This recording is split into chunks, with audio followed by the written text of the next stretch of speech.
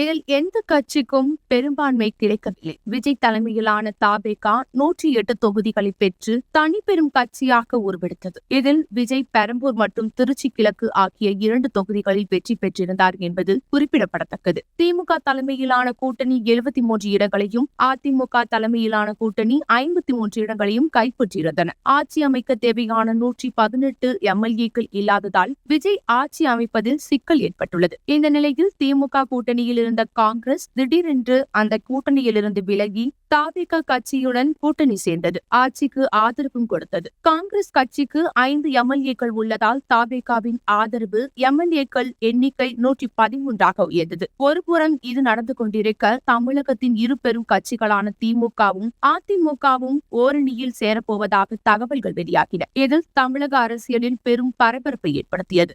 இந்த பரபரப்பான சூழ்நிலையில் தான் ஆட்சி அமைக்க ஆதரவு வேண்டும் என்று கோரி திமுக கூட்டணியில் இருந்த விடுதலை சிறுத்தைகள், இந்திய கம்யூனிஸ்ட், மார்க்சிஸ்ட் கம்யூனிஸ்ட், இந்திய யூனியன் முஸ்லிம் லீக் கட்சிகளுக்கு வாட்ஸ்அப் மூலம் விஜய் கடிதம் அனுப்பினார்.